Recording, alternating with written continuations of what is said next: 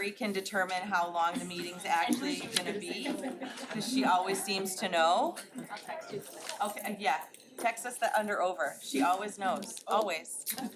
She always, she's good, she reads the agenda, she, I'm gonna say. it's okay, no, just keep it to yourself. Then it That- could sway, it could Don't sway the say it. outcome. Alright, text it to me, there you go. Just open session. So, we are going to start That's good for you, I this like regular board meeting of Evergreen Park Elementary School District 124 on Wednesday, May 15th at 6:03 with a roll call, please.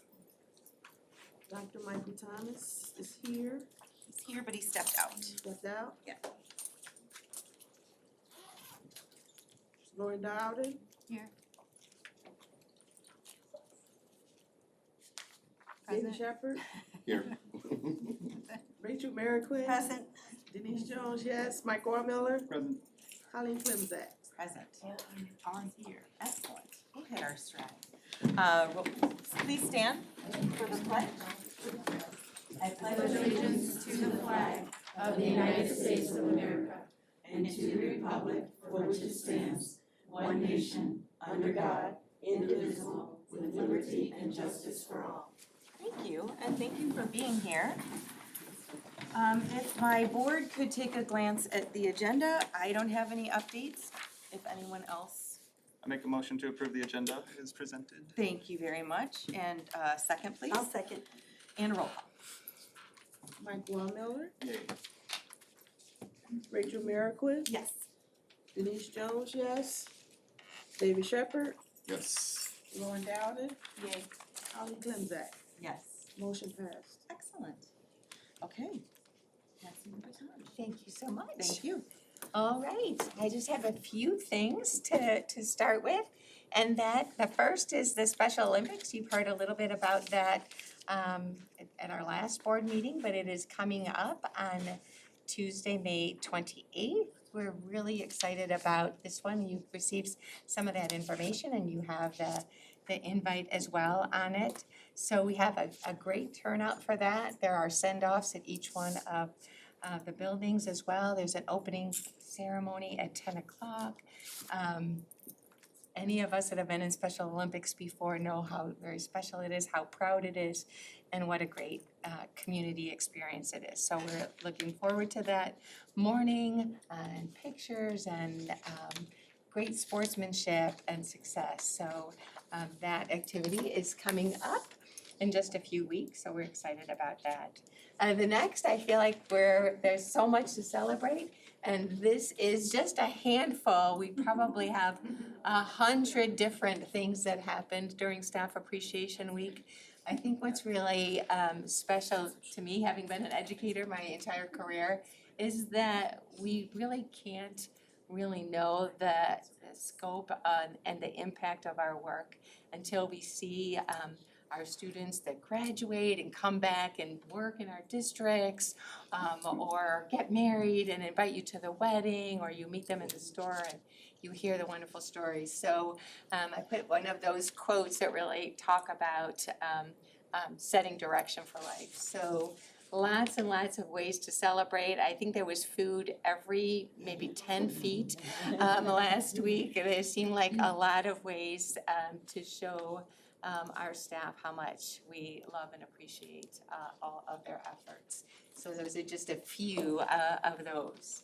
And lastly, is from me. This is my last board meeting. I've been here just a few short months, but I have grown to love certainly this board, this team, the cabinet, working with Ashley as co-superintendent. We really just worked it all out, never a slow day here.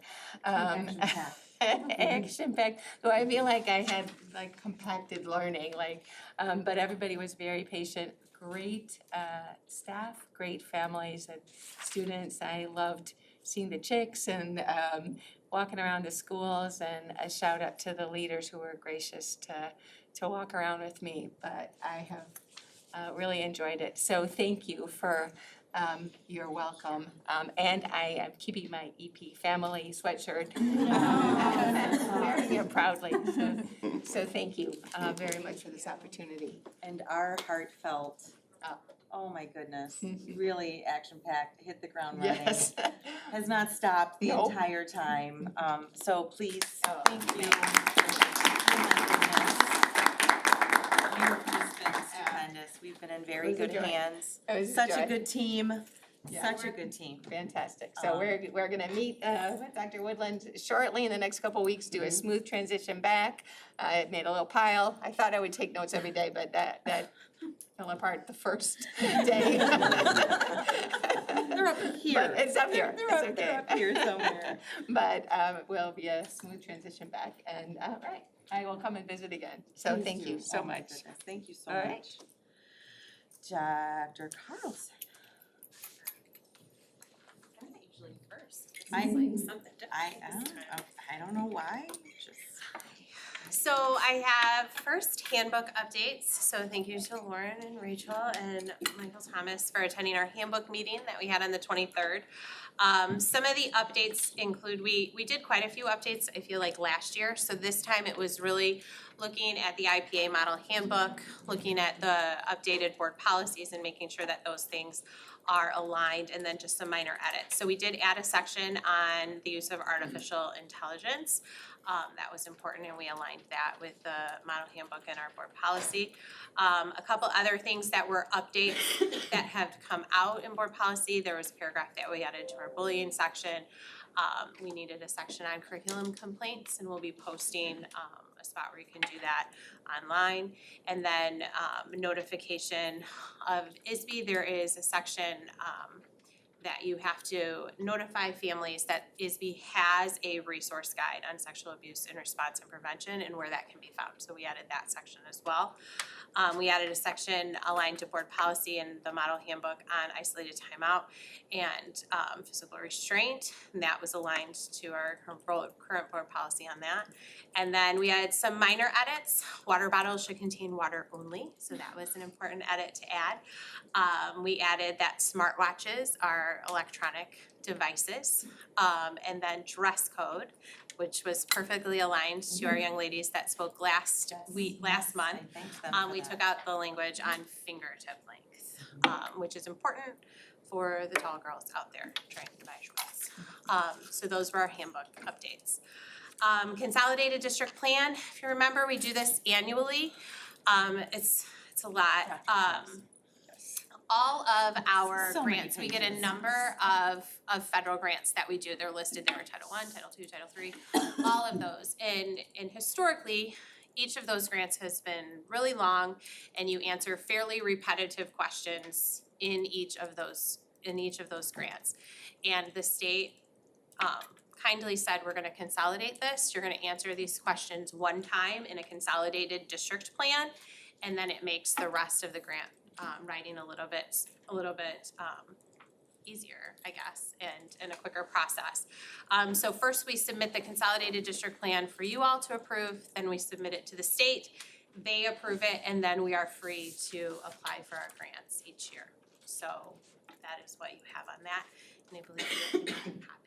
Oftentimes, they are pretty similar, especially when you're operating under one strategic plan. They change a little bit, updated each year, and we try to update them, but most of that stuff remains pretty consistent year after year. Any questions on that one? That was a big one. Fabulous. It's always a big project, thank you for that. Yes. And then we had spring learning walks. These occurred last week, 2 weeks ago. Sorry, thank you. Spring learning walks occurred last week. We do these 3 times a year. We use our high quality tier 1 framework that we created, and we do our learning walks to collect our data on how we are doing within the classroom. These are not evaluative in any way. We really use them to drive our professional development, both at a building level and then also across the district. So we look for trends within the buildings, and then our principals work really well with our coaches to then provide that professional development based on what the building needs are. And then we look at the trends that we see in all of the places and then drive our building or our district-wide professional development based on that. So some of our glows this time around, it was great to see the high quality tier 1 materials that we saw in all of the classrooms. I was thrilled to see a lot of the knowledge lessons that are aligned to CKLA, the conversations that we were seeing occurring within the classrooms was just wonderful. And the kindergarten classroom discussing the millers and the cobblers and all of these things. I mean, just what they were able to discuss as a group was wonderful. Classroom culture is always really high. We have great teachers who create cultures in their classroom that are really positive. We saw a lot of activation of prior knowledge, so our teachers referring to those previous units, especially in their lesson launches or previous lessons, and pulling that in. And then also learning targets is something that we have been working on. So making sure that those learning targets are visible to students and are referenced throughout the lessons, just to kind of remind them, this is the point, this is what we're learning about here. So some of our grows, we've been talking a lot about student discourse, making sure that our students are engaged in talking those turn and talk opportunities and peer work. We want to kind of firm that up. We're seeing it more, but with things like sentence stems and clear sentence starters and more structured conversation that they can have is what we're looking for. And then strategic questioning. We find a lot of times we are asking questions to check for understanding and verify that sort of thing. We want to make sure that we have strategic questioning that are higher level thinking skills, and that we are strategically asking them throughout the lessons to grow students' understanding. And then revisiting learning targets throughout the lesson. So a lot of times we'll post them or we'll reference them at the beginnings of the lessons, and we do want to make sure that we are revisiting them at the end as part of our lesson closure to kind of sum up what the learning was about. So those are some of the things that we're working on as well. So super fun. Those are my favorite days. So anything for me? Great. Thank you. Thank you very much. Student support. You're on the other side of the podium from me, but I knew I'd see you in your lovely green, so. Hello. Hello. I don't know why I said that so loud, but Welcome. my own personal microphone. So I am going to give a little bit of update on our special education committee. We did our wrap up on May 2nd here. So we had all of our subcommittees, and I have some representatives that are gonna share each of our subcommittees. So roll tape. Okay, just a little bit of a reminder of the purpose and the strategic plan alignment was 5A and 5B. I won't read it, but promote collaborative practices across educational settings and evaluate and identify continuum of services that increases the continuity of programming. Here's our vision. Again, I won't read it. We will go into the subcommittee's goals, grows, and next steps. Academic bridge. So back to Jenna Moeller. Awesome. Hello. So I'm excited to share that we did reach our short-term goal, actually in our winter benchmark, because we haven't finished spring STAR testing at all the schools. But just a reminder of what our short-term goal was, and it was created by looking at the last 3 years of our historical STAR data. But by the end of the 23-24 school year, when given a grade level STAR assessment, 100% of students with IEPs will achieve an SGP score of above 52 in reading and 49 in math. And so based on winter, we had already achieved that, so 52 in reading and 56 in math, which is great. So I will update this once we have our spring STAR, but I was really excited about that. Go to the next one, Anne, thank you. So some celebrations and successes we had. So again, our students with IEPs have exceeded our goal for the 23-24 school year. We hosted successful co-teaching professional learning on Institute Days. We also hosted, in collaboration with some of the other subcommittees, differentiated staff meetings at each of the 5 buildings. And that was based on building needs, so related to executive functioning, accommodations, modifications, neurodiversity, bullying, and communication through an equity lens. The building instructional coaches met with the gen ed teachers and the special education teachers to create personal goals based on district benchmarks, which was really powerful. And then principals were devoted and are continuing, devoted for next year as well, for future staff meetings to be intentional collaboration time between general education teachers and special education teachers, so they can have that articulation and talk about what the curriculum looks like across the board. And then we did create a collaboration guide to help guide those discussions, just because we didn't want them to not kind of know where to go in those conversations.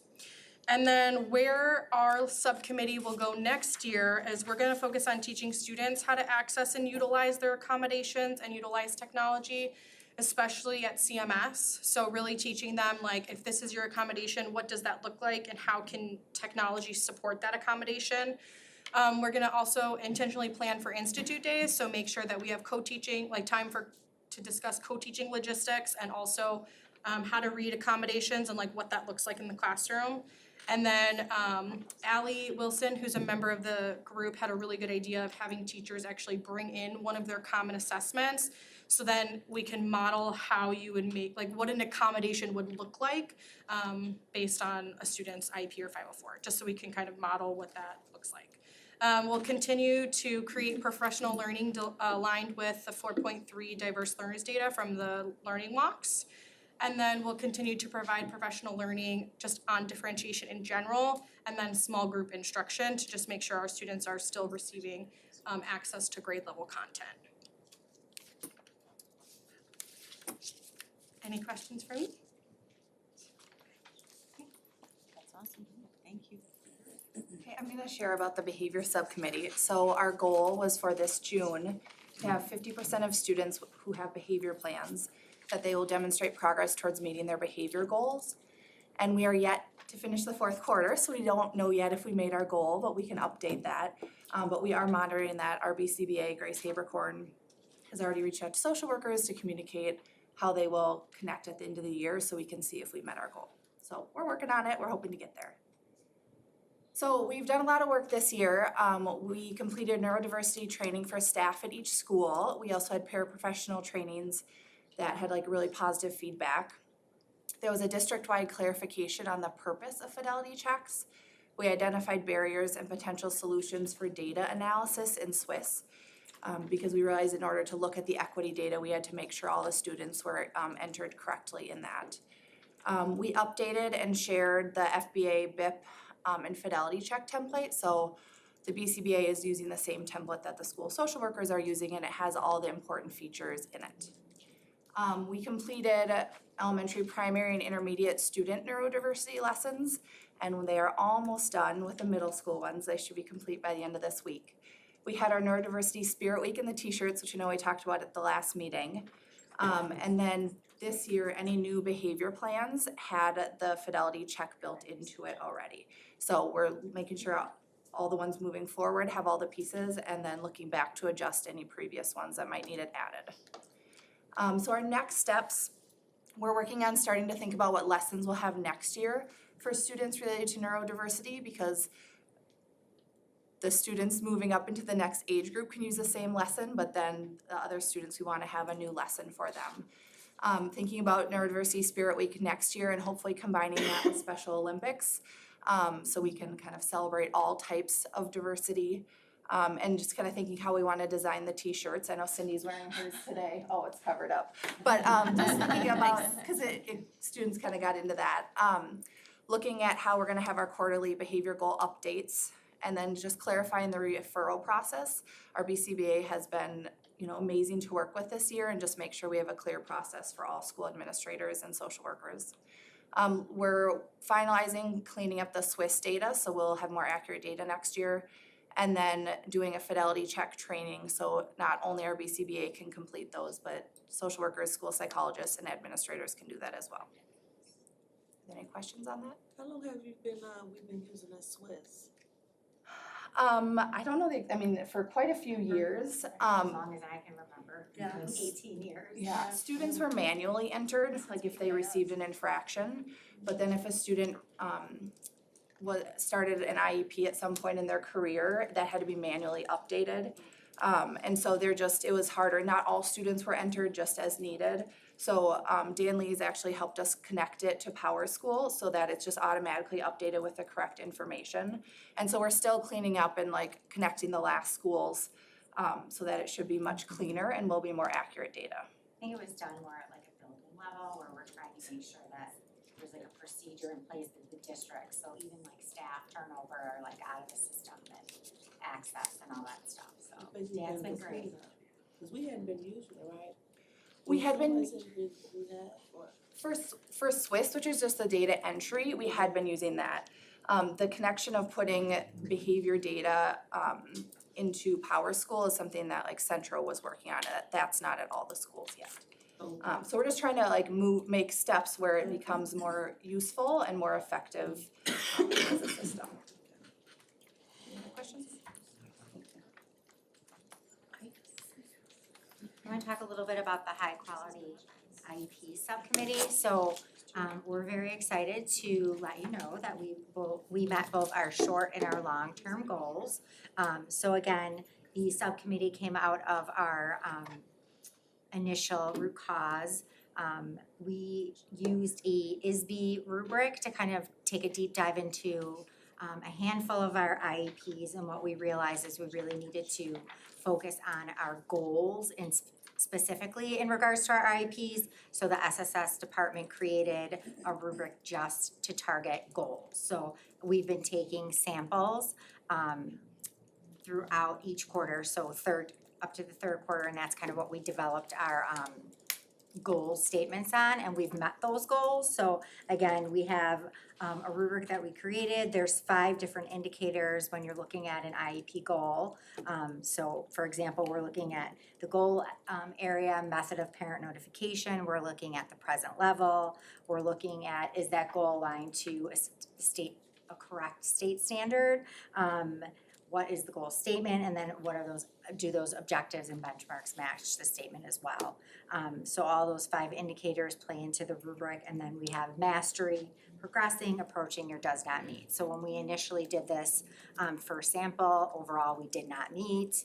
So we set our goals high, but with training and a lot of continued conversation, we definitely feel like our teachers are using the rubric and then using the tools that through the subcommittee we provided. So some celebrations, again, we created the rubric. One of the tools that we've been using as a department is Goalbook. So we did an initial training with our staff, and then we've been doing some refresher trainings where we've actually asked staff to bring in some of their students' data and then kind of navigating through the tool. So again, they've been using the rubric and writing goals and objectives, so there's a lot more consistency. We did identify like 2 different areas when we're looking at those indicators, like where we're still not at mastery yet, and that's our present level and the actual goal statement. So we're kind of looking at how we can maximize Goalbook, especially when we're talking about next school year and planning for professional development. Myself and Leslie Mannion, who's also on the subcommittee, actually just met with Goalbook yesterday to talk about next school year and again, what that's gonna look like, what we're looking for. One of the things that we did as a subcommittee is we sent out a survey to our special ed staff to see like what they would want more PD on in regards to Goalbook, and present level and the personal learning goal wizard was one of those things, so it kind of aligned to what we're looking for. There's a lot of tools on there, progress monitoring. Goalbook was completely impressed with how much traffic there's been by our staff, and not only, there's different components of the tool, but like people are accessing like all the different components. So I think that's really kind of exciting. I think it's has been needed for a long time, something to kind of help. I mean, you can literally get lost in the tool itself. So again, that's like one of the things that we've talked about as a committee and then even as a department, finding the time. So again, planning for next school year and building in some of that time for teachers and related service providers, even our related service providers, speech paths, OTs, social workers have been diving into the tool with their usage. So they were very impressed and we were very excited. So, and then again, we identified 2 areas that we would like to, continue to work on. So that present level and those goal statements. So next steps, so again, planning for after-school professional development. We're gonna complete the state audit again, so again, looking at that tool from ISB, that all of our IEP, you know, all the components of the IEP. And then we did resend the goal book survey. Wanna take get an idea of where everybody wants more training, so. Can we track that on Goldbook, like what topics had the most Usage, hits, yeah. usage, whatever? Yeah, we can. If that's what they were looking for Yeah, so there's like the different most. parts where there's strategies, there's definitely the progress monitoring tools seem to have gotten the most traction, but which I feel like is something that a lot of our teachers are always looking for. How, you know, I write these great goals, like how am I gonna monitor this progress? But it's also easy to kind of get lost in that and like download all those tools too. So like, you wanna make sure you're using them and whatnot, but yeah. And then they are very, like, one of the things that Leslie Mannion, who's speech pathologist in the district, was asking, like they have a lot of Q&A sessions. They also have a lot of recorded webinars and things like that. So we're kind of talking about how we can plan, look at our PLC times and work some of those in as well. So they're really great to work with. Former educators, so I feel like it's, Tools to work with the tools. yes, Yeah, tools absolutely. to work with the tools. And brilliant. last but not least, Sadie Noble. Hi. Hi, I'm on the LRE committee and we are looking to try, we noticed that when we looked at our percentages of students in the different levels of special education, we were over the state percentage for students who are in less than 40% of general education. So that was our focus. In general, typically our students who are in our self-contained programs. So we wanted, by June, we wanted 5% of our students in that setting to increase their percentage of time in gen ed. So we weren't looking to move them completely into the next level of special education, you know, going to the 41 to 79% level. We just wanted to increase it a little bit, and that goal was met. And through K through 8, 36% of students that were in that level increased percent of time in general education, and in pre-K early childhood, 26 students increased time in general education, which was awesome. And our long-term goal is June 2026, the percentage of students going from 27% in that less than 40% to 20%. And unofficial for our K to 8 students, we now have 22% of our students in that area. For pre-K early childhood, we are still at 50% in that less than 40% in general education. It also doesn't include students who are outplaced, that's a completely different category. But yeah, we've definitely moved along in K to 8, so yes. Sorry, I should have asked you sooner. What is LRE? Least restrictive environment, so how close to general education can we get students and still meet their needs, so. Celebrations and successes, we did an inclusion survey in the fall. We're sending another one out within the next week, looking at just teachers and staff perception of inclusion and things that they need, trainings that they feel that we need for them in order for that to be more successful. And based on all of the student services PD that was done during PLCs throughout the year, do they feel any more confident in their ability to be able to work with students in their classrooms? So we had that PD. Students in our self-contained classrooms are being included more than ever based on our data. We're definitely having intentional conversations with the school teams to find more ways for students to be pushed into general education. And it's just great that our goal was surpassed for the first time. So we're looking to send the survey again, compare the results from last spring to the fall and then this spring, see if there are any changes or things we need to look for. We developed an LRE matrix. So it's basically a chart with on the side, depending on the grade level a student is, all the classes that they might be in, and then guiding questions for teachers to consider about where in these specific classes, how could they participate in general education? Can they do it just with some accommodations? What type of modifications might they need? Or do they need separate instruction in it. So it'll help guide not skipping a class and hear all the guiding questions. So we have that made and want to figure out how do we want to communicate that to staff and train people on how to use it and trial it and see if it is useful. We have a book study plan for this summer, and then we have a list of districts in the area whose LRE numbers are more closely aligned to the state's. So we want to develop a plan for how are we going to reach out to them, what do we want to ask them specifically. So. Any questions?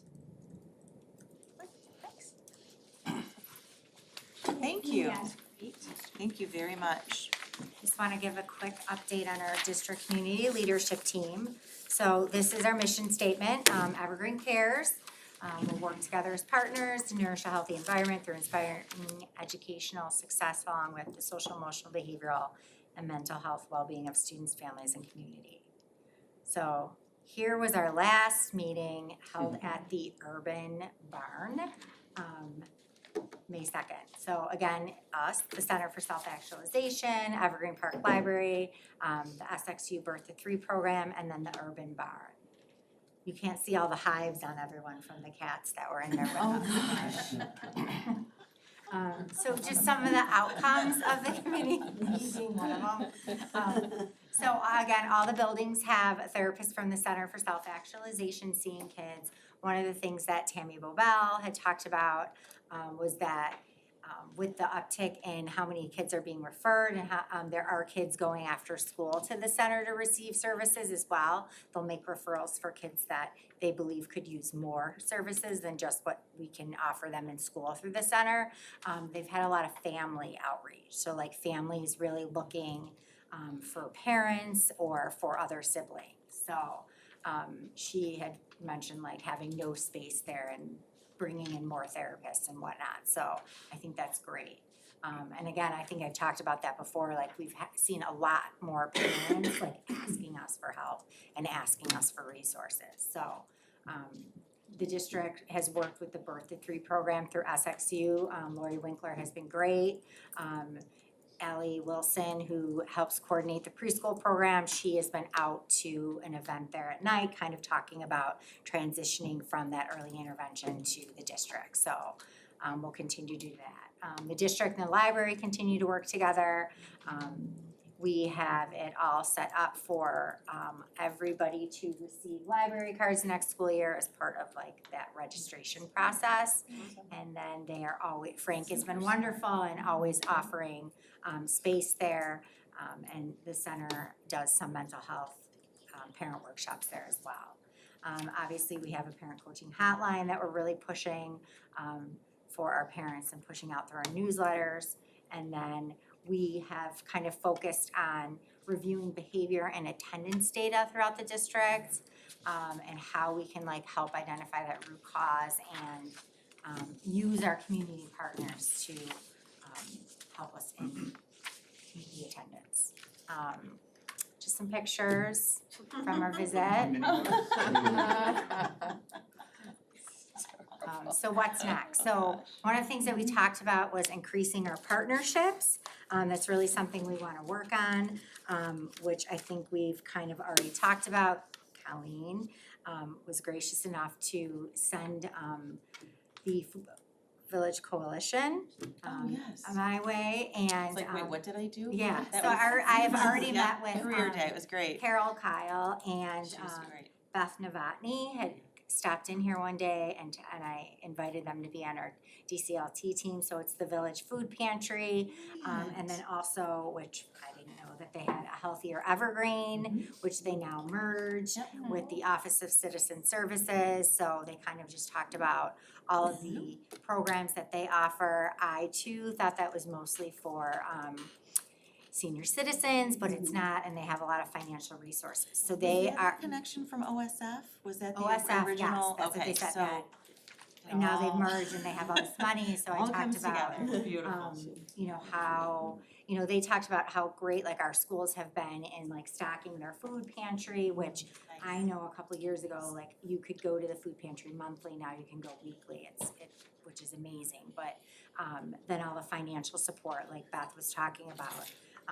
you know, all the programs. I mean, I know there's like the ComEd, the NICOR, but even getting families in touch with like the Salvation Army, and then she talked about some of the money that they have through a Healthier Evergreen to do one-time stipends for families that are struggling to like pay their water bill and things like that. So they are very excited to join our DCLT team, and we're very excited to have those additional resources. So Easter Seals is also our early intervention program that Easter Seals shares Evergreen in Chicago, but we actually have a meeting with Lori Winkler from the SXU Birth to Three, myself, Pat Singler, who is that early intervention Easter Seals like parent coordinator, and Allie Wilson in about 2 weeks. So we're gonna talk again about how we can like strengthen that early intervention, birth to three, and really get the word out there to our parents to make sure. One of the things that we sometimes run up against is parents not registering their students in time. We really are trying really hard the past 2 years to get students into our screeners, even if they're getting early intervention. We can use those reports to, write goals and whatnot, but it makes a huge difference when you actually see those students or have the opportunity to screen or evaluate those students, especially since a lot of those services are still being done over Zoom, which is like critical. So we have that coming, and then we just kind of brainstorm some other possible partnerships within. And again, we want to increase our partnerships, we want to maximize our current partnerships. So, being over at the barn, and I'm not sure if anyone has ever gone to the barn, but like what they offer over there. I know Arrow has classrooms that go over to the barn, so, brainstorming on different clubs and things that we could do with the barn. And then I know like we're having a preschool picnic for our preschool program, like the library on wheels, I don't know if that's what you call it, but The bike, yes, is it psychedelic bike, is coming to the pre-K picnic. Right. it is, it's the trike bike. Yeah. It's got 3 wheels. It's been, Oh, it comes to all sorts of Mary Kay was things. gonna come to the pre-K picnic, but I think she's short-staffed now, so. But just like maximizing our current partnerships like that, and then increasing our collaborative events. So what kind of things can we like host together to kind of, get the word out there about all of the different services we offer. And then talking about this at our last meeting, so we always kind of have these different resource guides around the district, like when parents are looking for different things, like a list of food banks or a list of like mental health providers, but really kind of deep diving as a group into some of these, especially since COVID, and kind of creating and making sure our resource guide is like updated, so, Nice. yeah, so those are all the things to come. I know in August it's back to school, we have the back to school Right. bash. Mhm. We have a resource like center right there just to kinda, the parents are, want more information. Well, and that's what we need, like, I know like the library is usually there, and Okay, The the CSA Right. had a table last year, like all their therapists were there that day. we're But I making like sure we're that there and for having all of that available. yeah, having that. By that August. resource Worth center. just had like a resource thing yesterday that I just read in the patch, and I was like, or it was today, and I'm like, darn it, I had a meeting, like, I would be curious to like Worth Township to see what kind of resources they had there, and just even themselves, like, kind of get them back and know what they offer families and students as well, so. So can we possibly kind of brainstorm that, Yeah. where we can have like it doesn't have to be big, a smaller table of resources for the parents. Absolutely. Samantha. I knew you were here. Sam's on it. That's great. I think that's it. Is that it? Okay, I'm done. Any questions? Any ideas? Any more ideas? I know, right? Oh my gosh, That's a there's, good question. I got a page and a half, but it's okay. It's good stuff. Thank you so much. I love that we're getting library cards for all of our students. this year. I think that's September, such a isn't that great like idea. National Get Your Library Card Month, right? So, yeah, everybody should. Hello. Tricia, I haven't seen you. Yeah, no, right? How are you? Well, you remember the last time I was here, I think it was, maybe January, February, we talked about those initiatives we were driving in for sources to recruit and Yes. fill all of our open positions for the 24-25 school year. So I'm here to talk about those results. We talked about, we were using a hybrid of job fairs from virtual to in-person job fairs, and the results are pretty successful. We hired 4 people from our job fairs, including from our library job fair, which I'm always excited because that's right in the community. It's so good to see you. My son still needs a job, so we still gotta work on the college student, he just got home, so. Really nice to see you both. That was a great collaborative effort though, right? It's always been beneficial. Yeah, it was awesome. We hired 1 or 2 people from the Evergreen Library Job Fair last year, so. The employee referral program, though, I'm super excited about because it's really turning out to be very positive. We've hired 4 people, huge, I gotta give shout outs to the people who referred some of these positions. Specifically in these roles, they were hard to fill positions, so that's really a big deal. We hired 2 people from our partnerships. I told you we recently set up a partnership with Golden Apple. Got a PE person coming in through Golden Apple, and a person that we set up an MOU with for St. Xavier as well.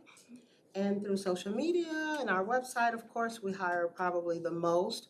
And when I say social media, Twitter, Facebook, LinkedIn, we put our positions out on all of those social media sites. And then our community ads, we hired 1 person from the Perspective. That's the Evergreen, you guys are familiar with Perspective, so we hired 1 through there. And then, of course, we have made some internal hires, 3 people there. And then from our substitute pool, which is always exciting, we've hired permanent teachers from our substitute pool. So we have 3 teachers, sub-teachers who are becoming permanent teachers. So it's been quite lucrative, and I gotta tell you, this is an all hands on deck process that everyone contributes to, from our building principals, assistant principals, and our building principals, from the district team, Becky, Amanda Hatter, and Evelyn, and Megan, if she's here. They have all, set ourselves apart and attended all of these job fairs at different times. It takes a lot of time. Our HR team and payroll people behind the scenes, they set up everything. So you have to have the food and the candy and all these little things for the job. There's a lot that goes behind the scenes, so I want to give special thanks to all of them because none of this could happen if it wasn't all hands on deck. So I'm really pleased with the results. We filled about 25 plus positions. Amazing. We have only a few positions thus far. Knock on wood, to fill. So we're doing real good this year. So I'm really pleased, and I'm really thankful that we have such a great team of people who come together to make it work. So this is the place to be. Nice. Questions? That's exciting. Great. Yeah. It's really exciting. I mean, I'm shocked. Around this time last year, we were still filling a good 10 to 15 positions. So we're in a good place so far. I'm just saying, I find it impressive because I remember when we were discussing a referral program Yes. and trying to figure it out, how we were gonna do it. Yeah. And now 25 employees Yeah. later, Yeah. and in such a Yeah. short time frame, that's Yeah, impressive. yeah, huge shout out to the Yeah. people who referred them too, really great referrals, so we're really excited. I guess I could say the biggest challenge still, and I will probably present that next time, are my strategies going into 24-25 school, or should I say, looking at even ahead of that 25-26 school year, is still increasing that diversity in recruitment. It is a challenge. I gotta tell you, CPS is just taking everyone I even consider. So, and they have 2 advantages over us. A lot of the diverse people live in their areas where the schools are, and of course, their pay is more competitive. So. But that means I just have to work harder, so I'll share that. Thank you. Thank you very much, Patricia. Awesome. Mr. Hersey. Hi. Statement of expenditures, there was no unique expenditures in the month of April, just mainly salaries and benefits. Right now, we're preparing for the end of the school year. In 2 board meetings from now, It'll be when we present all the summer payrolls, so that'll be bulk of the expenditures left for this school year. Statement of revenues, just basic revenues, evidence-based funding. Received the majority of our tax payments last month, if you remember. Actually, last year, it was this month that we received most of our tax payments, so we're actually getting caught up with the tax payments from where last year's caught up with this year, if that makes sense. And as a result, the April fund balance has gone down just a little bit. It's expected though, just because we received such a large amount of revenue over the past 2 months that we knew that it's gonna stop and the expenditures were gonna be consistent. Food service update. The Illinois School Board of Education intends for food service departments to run a break-even program. Historically, we have put in an exemption form and it's been approved, but this is the first year we have not been approved for it. And the whole reason behind it was just to make the meals affordable for the families. So when talking with the state as a result of not getting approved, they said that we need to increase our meal pricing, and the minimum increase for meal pricing is 10 cents. So I'm recommending today to increase the meal pricing for the lunches only, from $2.75 to $2.85 for elementary lunches, and from $3 to $3.10 for middle school lunches. And then we would still be in compliance with the state. Got it. Any questions on any of that? Thank you. And then now we have Dan Lee to talk about, we went out for, the district went out for E-rate and he's talking about the results. Hold up. One table to a different table. Yes. So the district went out to bid for some category 2 equipment that's eligible for the E-rate discount. The E-rate program is a federal program funded by the FCC. For each district, they allocate a number of dollars in a 5-year period. That number of dollars is about $165 per student that you can use within that 5-year period, and if you use that amount of money, they will provide a discount based on your enrollment count and National School Lunch Program, among other factors, based on your need. This District 124 qualifies for an 80% discount, so of our budgeted $300,000 total, we would only have to pay 20% of that for any of those eligible purchases. We're currently in starting year 4 of that 5-year cycle, so we're using some of those dollars down from that were allocated 3 years ago. This purchase is for 11 network switches and power supplies. We identified as part of a long-range plan that we have some network equipment that is becoming end of life, is becoming outdated. We've had some failures, and so we've been patching things as we go. So we are looking to add 11 switches, high-speed switches, at least one at each building. These will be the first part of then ultimately upgrading our Wi-Fi access to higher speed and higher capacity for our students to be able to utilize our digital curriculum more effectively in the classroom. The total cost of the equipment that we went to bid for was $95,497.53. The reimbursement or discount, as E-rate calls it, would be $76,000, and so the total cost to the district is $19,099.51. We have gone through an open bidding process that is mandated by the E-rate program. That started in December, closed in February. We received the letter from, or the notification from USAC, which administers the program, that we have been funded for our discount, so the money's there, ready for us to use it.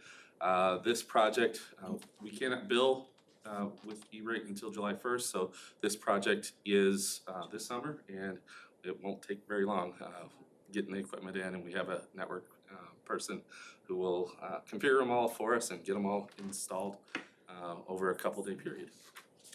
That's really exciting. Yes, yes. E-rate is, there's two components to E-rate, and they're both really good for schools. The first one, category one, provides discounted internet and school connectivity. And the second part is the category two, which is what we're taking advantage of with this proposal, provides the access to that internet. So the network switches, the battery backups. We can't buy student devices with it because that doesn't, that's not delivery or access to the internet, but we can purchase the backbone stuff. Infrastructure, no, that's great. Any questions?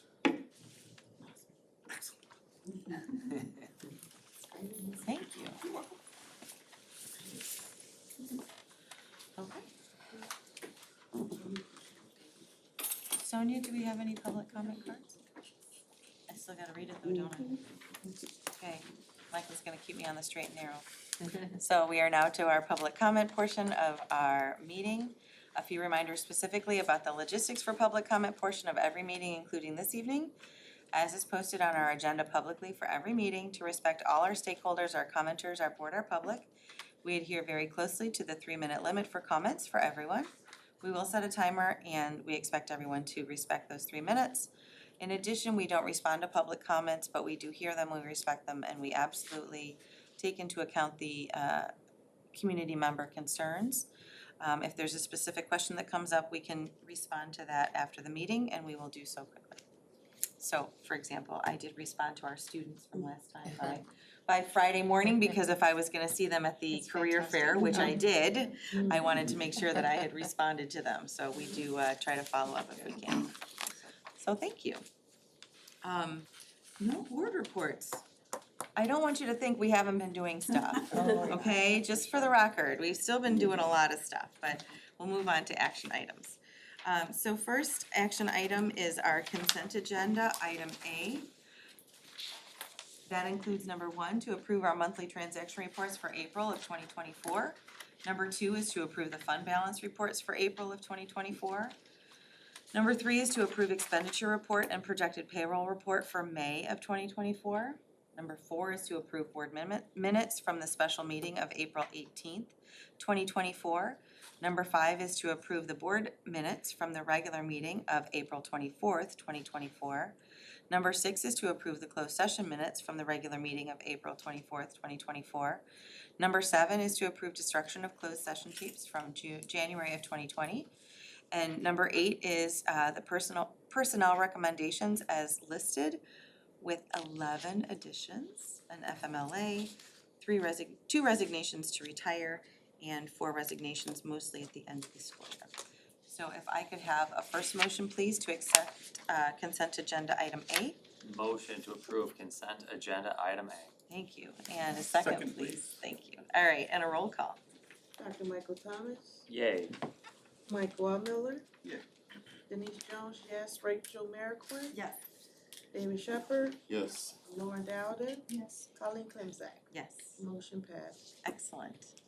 Item B is to approve the dean at Central Middle School, position number 1, effective July 1st, 2024.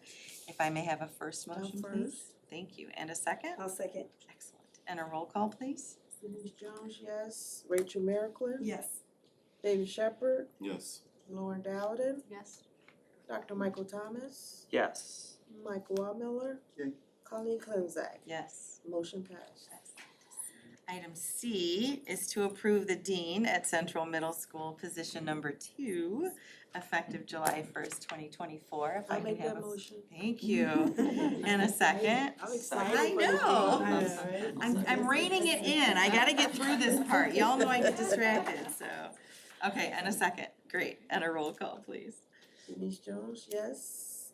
Dr. Michael Thomas, Yes. Rachel Merrickwin. Yes. David Shepherd, Yes. Lauren Dowden, Yes. Mike Wallmiller. Yay. Colleen Clemzak. Yes. Motion passed. Central Middle School. Okay.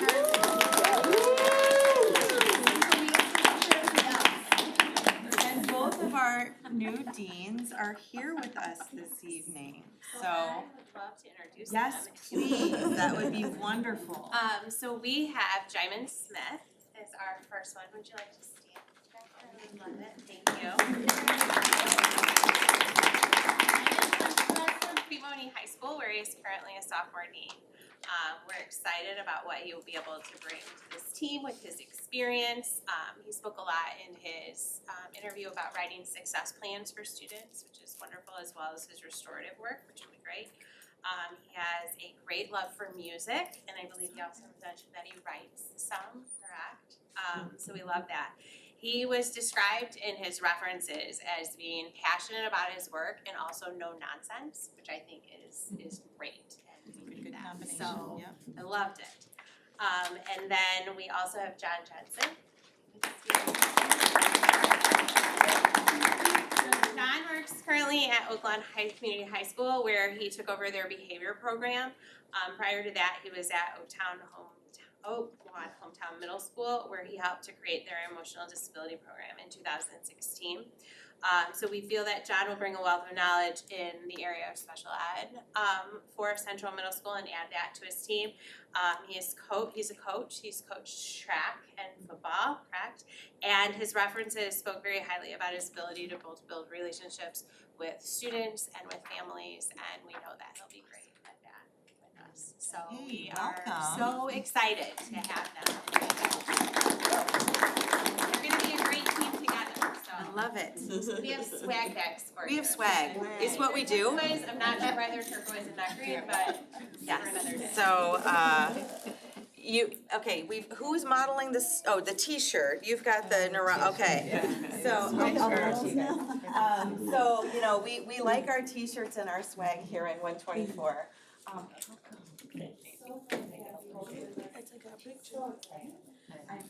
I usually get to It's like picture. So glad to have you here. Oh, should we do? Yeah. You want photogenic? You guys look very nice. Okay, let's do that. Did you know there were photos?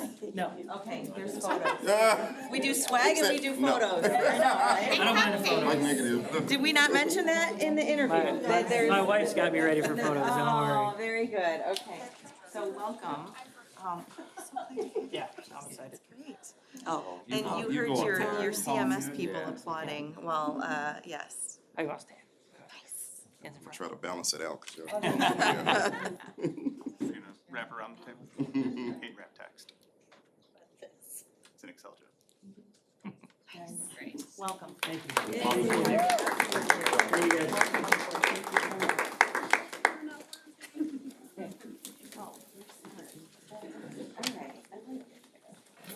Alright. Alright, we got D through P, so let's just like. No, right? That's good things. Good things going on. Great. I took the over, so I'm gonna draw.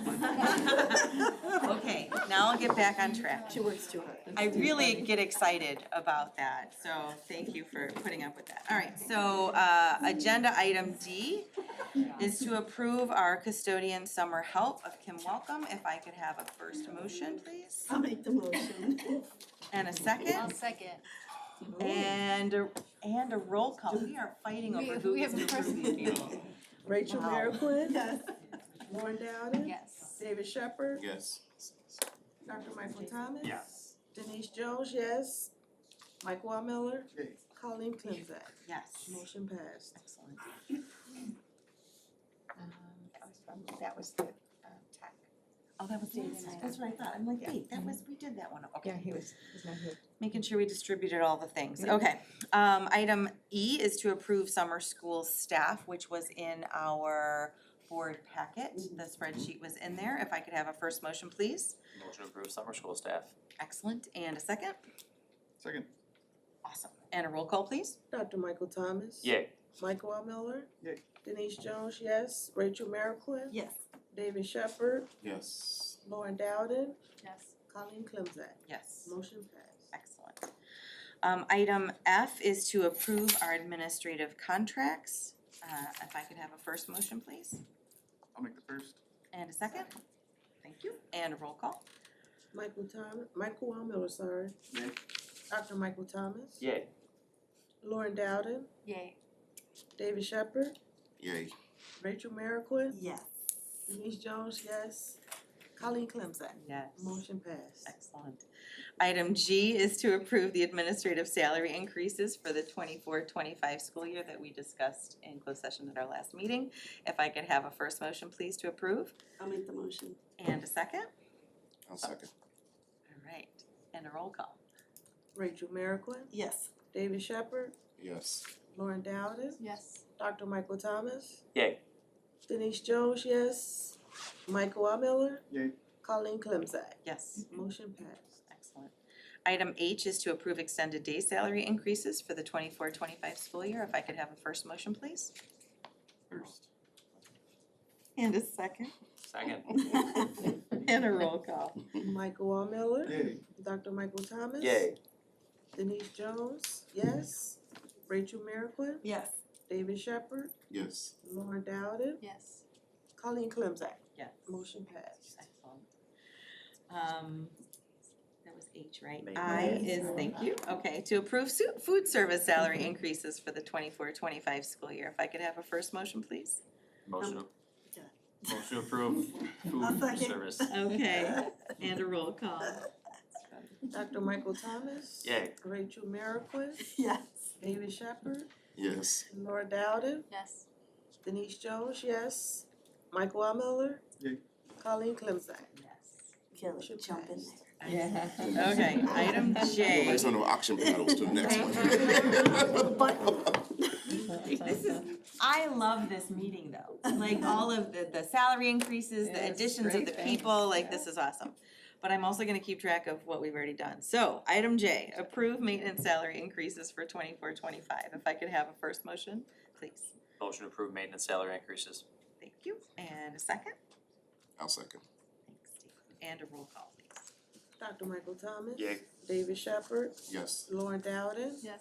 Rachel Merrickwin. Yes. Denise Jones, yes. Michael R. Miller. Yay. Colleen Clemzak. Yes. Motion passed. Excellent.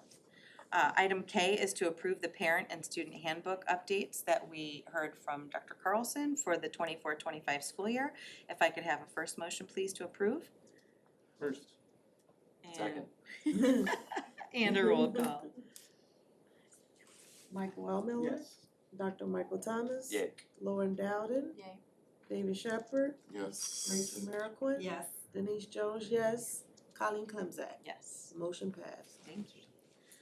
Item L is to approve the lengthy consolidated district plan as presented. If I could have a first motion, please. I'll make the motion. Thanks, Rachel. And a second? Second. Excellent. And a roll call, please. Rachel Merrickwin. Yes. Dr. Michael Thomas. Yes. Lauren Dowden. Yes. David Shepherd. Yes. Denise Jones, yes. Michael R. Miller. Yay. Colleen Clemzak. Yes. Motion passed. Excellent. Item M is to approve the recommendation to purchase the E-rate Category 2 eligible equipment. That was the $95,000 down to $19,000 from CDWG. If I could have a first motion, I'll please. make the first motion. Thank you. And a second? Second. And a roll call. Denise Jones, yes. Dr. Michael Thomas. Yes. Lauren Dowden. Yes. David Shepherd. Yes. Rachel Merrickwin. Yes. Michael R. Miller. Yay. Colleen Clemzak. Yes. Motion passed. Excellent. Item N is to approve the new food service pricing as presented by Mr. Grossi for the 24-25 school year. If I could have a first motion, please. Motion to approve item N. Thank you. And a second. Second. Okay. Rachel. And a roll call. Dr. Michael Thomas. Yes. Rachel Merrickwin. Yes. David Shepherd. Yes. Lauren Dowden. Yes. Denise Jones, yes. Michael R. Miller. Yay.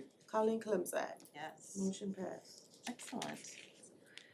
Item O is to approve the memorandum for the MOU regarding the 24-25 school year workday regarding Institute Day. If I could have a first motion, please. Motion to approve agenda item O. Thank you. And a second? I'll second. Great.